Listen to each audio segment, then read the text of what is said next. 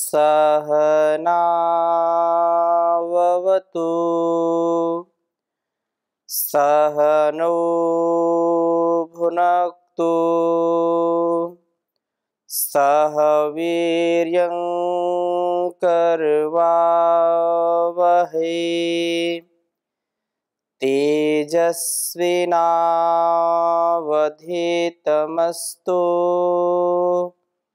मा विद्विषावहै। ओम शांति शांति शांति।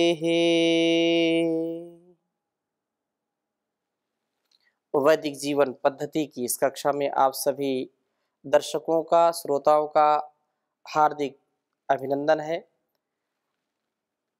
परमपिता परमेश्वर की वाणी, वेद वाणी का हम स्वाध्याय कर रहे हैं और प्रत्येक दिन नए नए विचारों के साथ, नए नए उपदेशों के साथ अपने जीवन को विभूषित कर रहे हैं, सुसज्जित कर रहे हैं।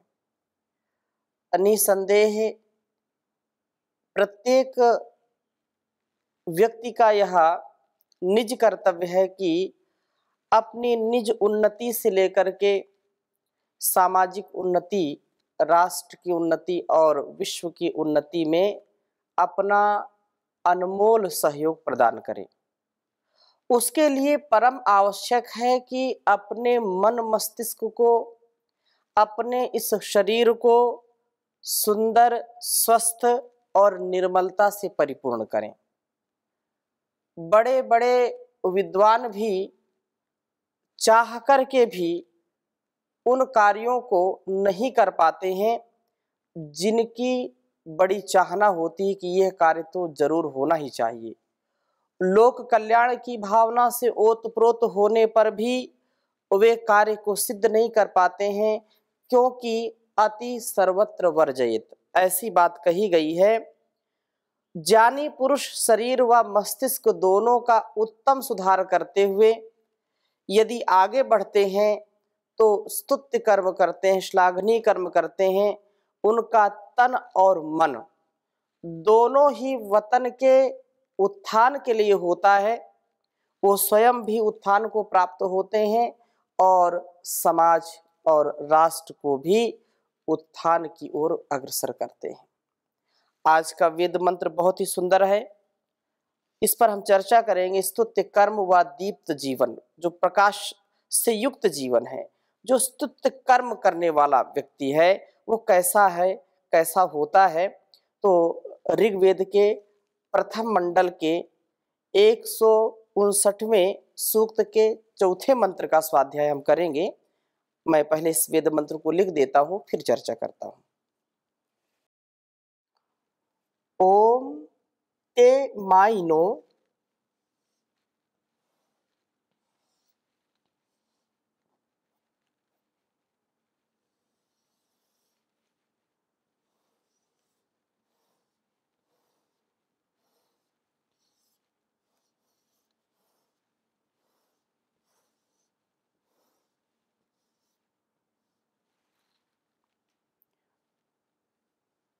ममिरे सुप्रचेतसो।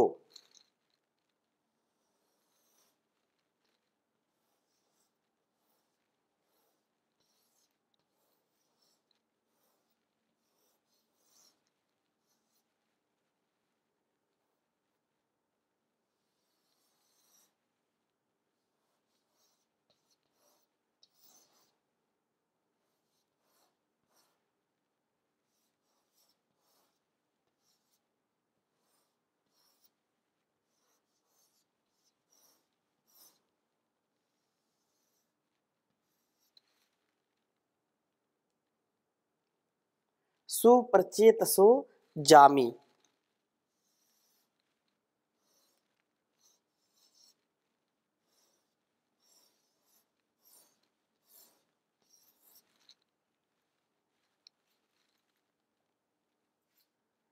सयोनि मिथुना समोकसा।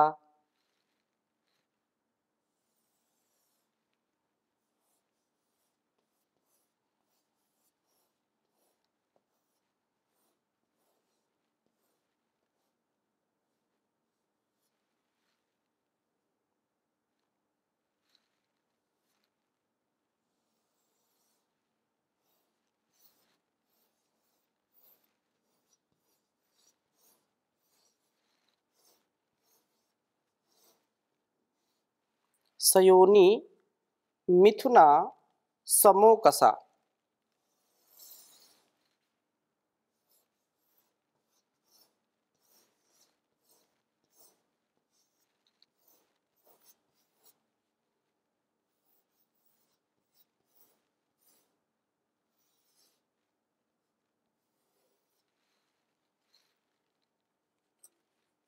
नव्यम नव्यम तंतुमा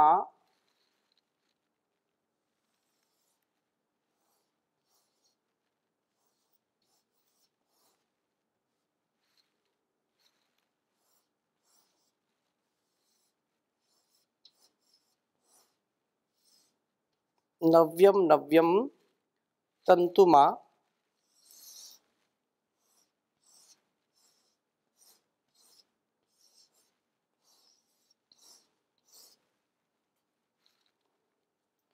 तन्वते दिवि समुद्रे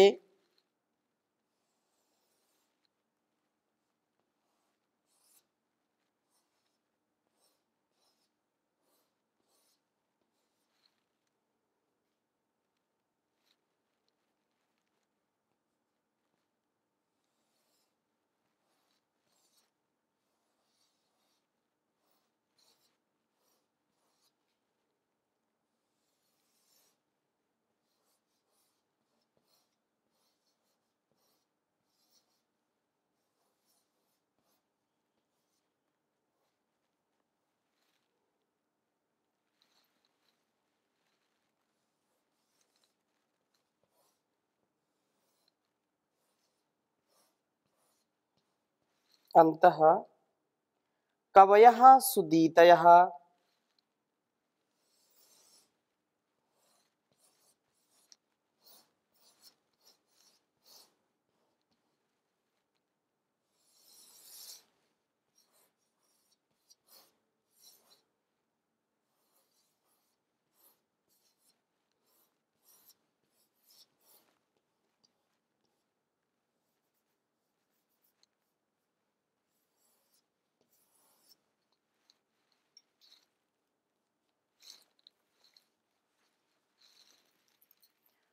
ओम ते मायिनो ममिरे सुप्रचेतसो जामि सयोनि मिथुना समोकसा। नव्यम नव्यम तंतुमा तन्वते दिवि समुद्रे अंतः कवयः सुदीतयः। ओम ते मायिनो ममिरे सुप्रचेतसो जामि सयोनि मिथुना समोकसा।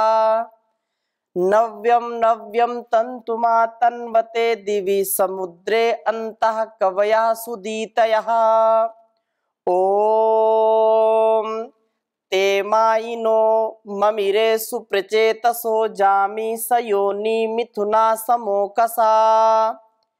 नव्यम नव्यम तंतुमा तन्वते दिवि समुद्रे अंतः कवयः सुदीतयः। वेद मंत्र का बहुत ही सुंदर भावार्थ है। ते मायिनः, ते माने वे, मायिनः जो प्रज्ञा वाले हैं। सुप्रचेतसः, सु उपसर्ग पूर्वक, प्र उपसर्ग पूर्वक, चिति संज्ञाने। सुप्रचेतसः उत्कृष्ट जो ज्ञान वाले हैं, उत्कृष्ट प्रज्ञा वाले आराधक जो होते हैं, वे शरीर व मस्तिष्क को, शरीर तथा मन मस्तिष्क को ममिरे निर्मित करते हैं अर्थात बनाते हैं। ये शरीर और मस्तिष्क जामी अर्थात जो भगिनियों के समान हैं, परस्पर संबंध वाले हैं। शरीर का प्रभाव मस्तिष्क पर तथा मस्तिष्क का प्रभाव शरीर पर पड़ता है। सयोनी, ये मस्तिष्क व शरीर समान उत्पत्ति स्थान वाले हैं। दोनों का निर्माण करने वाला एक प्रभु ही है, जो हर प्रकार से हमारे एक एक कोशिका से लेकर के संपूर्ण शरीर और संसार का उत्पत्ति करता है। यह समोकसा, ये समान गृह वाले हैं। अलग अलग, जो यहाँ पर संयोनी कहा है, मस्तिष्क और शरीर समान उत्पत्ति स्थान वाले, दोनों का निर्माण करने वाला परमात्मा ही है। मिथुना, ये द्वंद्वात्मक हैं। मिथुन जोड़े को बोलते हैं, तो ये जोड़े से हैं, परस्पर संगत हैं, एक दूसरे के पूरक हैं। शरीर मस्तिष्क का पूर्ण करता है और मस्तिष्क शरीर को।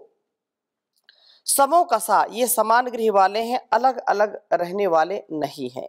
शरीर ना रहे तो मस्तिष्क भी किसी काम का नहीं है, और मस्तिष्क है, शरीर नहीं है तो भी किसी काम का नहीं है।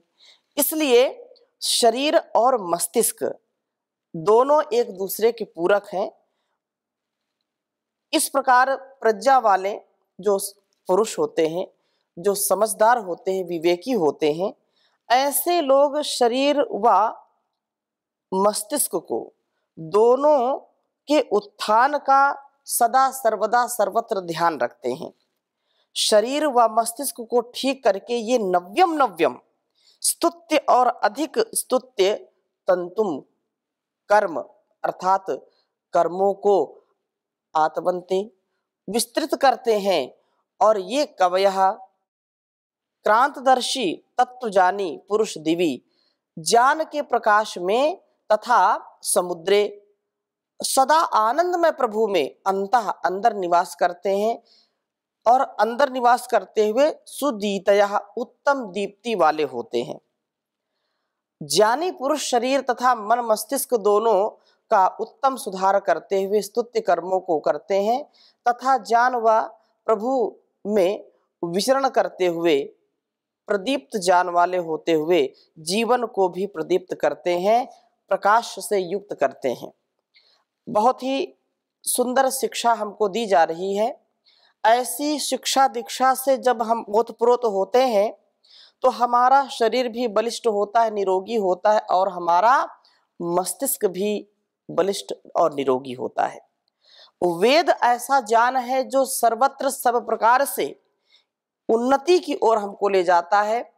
इसकी शिक्षाएं सभी मनुष्य मात्र के लिए, प्राणी मात्र के लिए, लोक और अपने को कल्याण से युक्त करने के लिए निसंदेह वेद रूपी इस ज्ञान का पान हमको करना चाहिए, इसका आधान हमको करना चाहिए अपने जीवन में।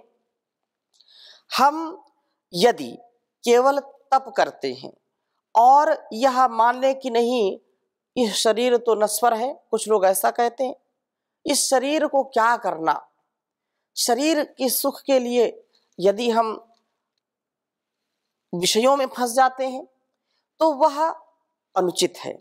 उचित क्या है? परमात्मा ने इस शरीर को दिया है, इस संसार को दिया है, तो हम इसका सदुपयोग करें, शरीर को भी बलिष्ठ बनाएं, तथा शरीर बलिष्ठ केवल बने और उससे हम उत्तम कर्म न करें, उत्तम व्यवहार न करें, परोपकार सदाचार से युक्त जीवन न जिए, तो इस शरीर का कुछ भी नहीं बनेगा।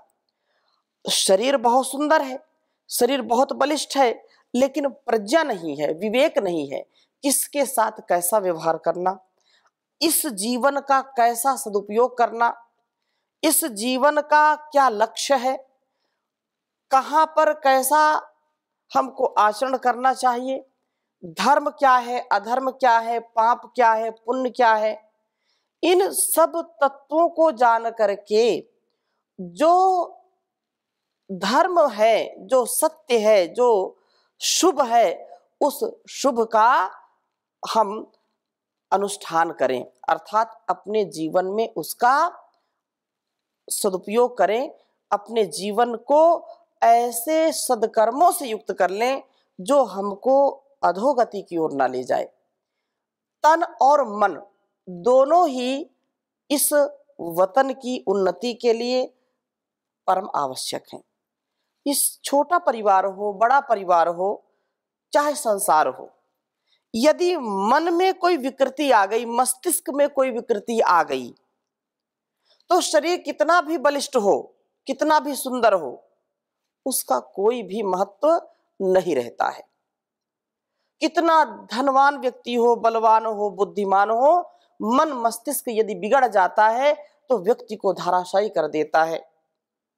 इसलिए मन की साधना मस्तिष्क में श्रद्धा भक्ति से युक्त होकर के, ज्ञान विज्ञान से युक्त होकर के सच्चे प्रभु की प्राप्ति के लिए हम सर्वथा प्रयत्नशील रहें। भावनाएं शुद्ध हो, पवित्र हो, मस्तिष्क में एक बार भी कोई गलत विचार ना आए, क्योंकि ये एक दूसरे के पूरक हैं। जब जब हम गलत विचारों से, गलत हमारे अंदर जो संस्कार हैं वो उद्बुद्ध होते हैं, हम यदि हताश निराश होते हैं, यदि एक भी निराशा हमारे मन में आती है, मन मस्तिष्क में ऐसे कुविचार आते हैं, तो वो शरीर के अंदर ऐसे विषैले हार्मोन्स का सिक्रेशन करते हैं, नेगेटिव हार्मोन्स का सिक्रेशन करते हैं, जिससे शरीर की बड़ी क्षति होती है। एक एक कोशिका उससे नष्ट होती है।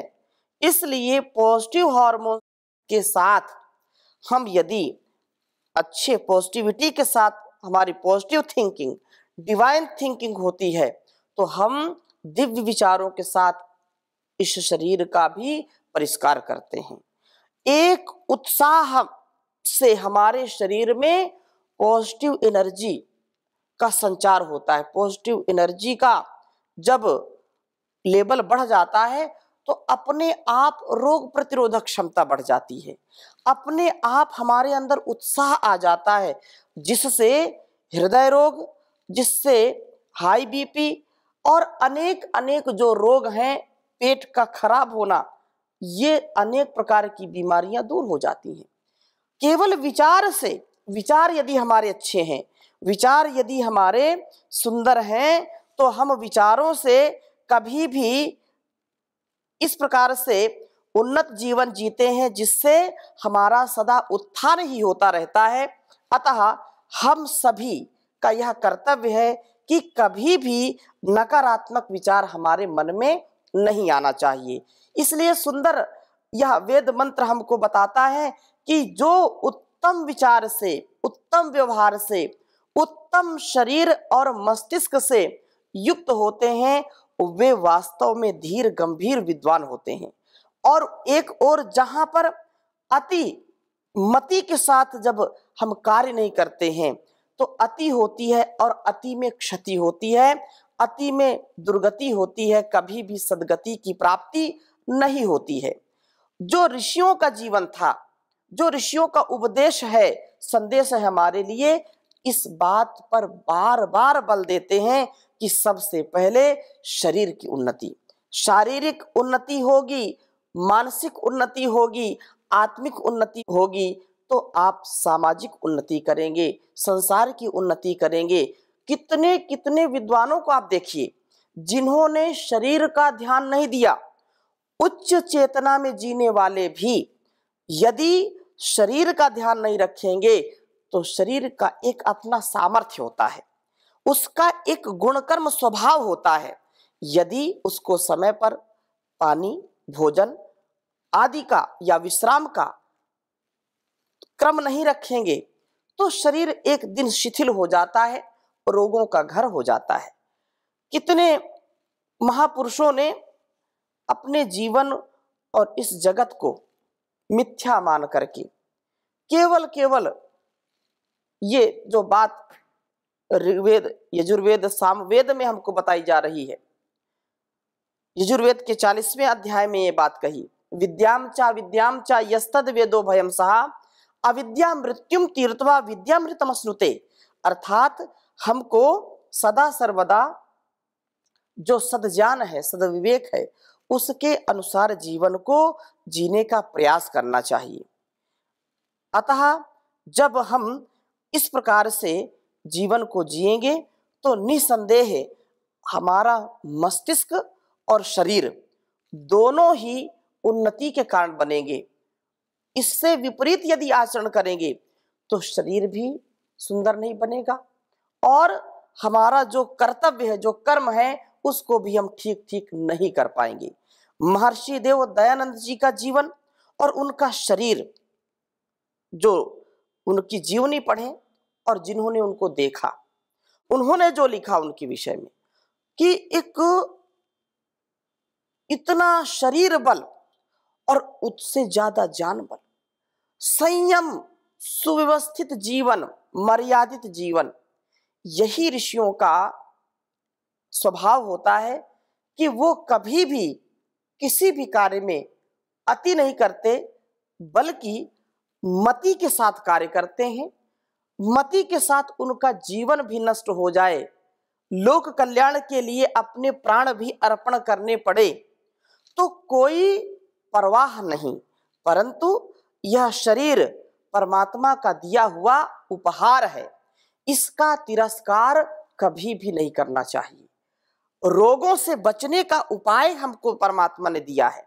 हम अच्छे सच्चे विचारों के साथ, शुद्ध भक्ष्य पौष्टिक आहारों के साथ मन और शरीर को, तन और मन को निरोगता से परिपूर्ण करें।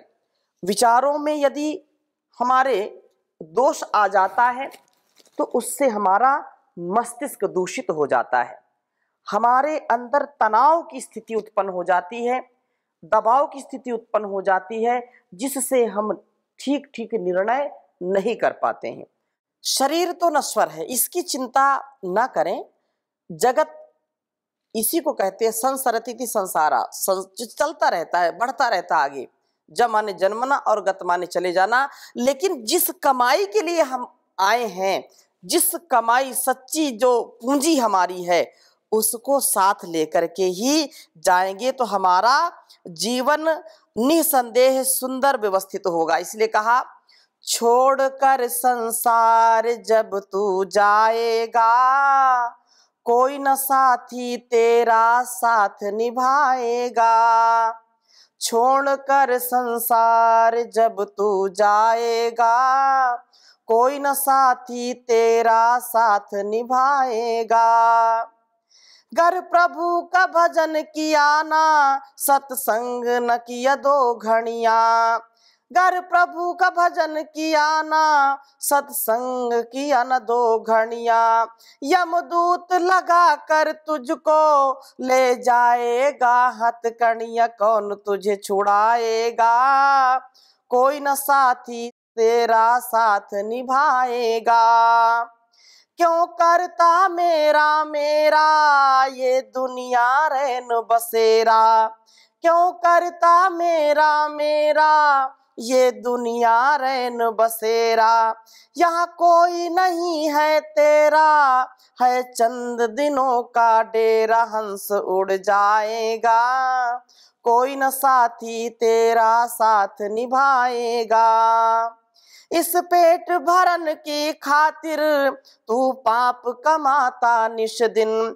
शमशान में लकड़ी रख कर तुझे आग लगेगी, एक दिन खाक हो जाएगा। कोई न साथी तेरा साथ निभाएगा।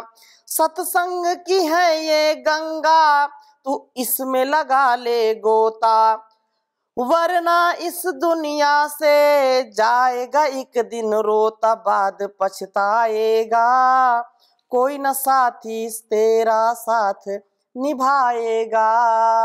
इस प्रकार से हम अपने जीवन को विवेक पूर्वक जिए। ओम शांति शांति शांति।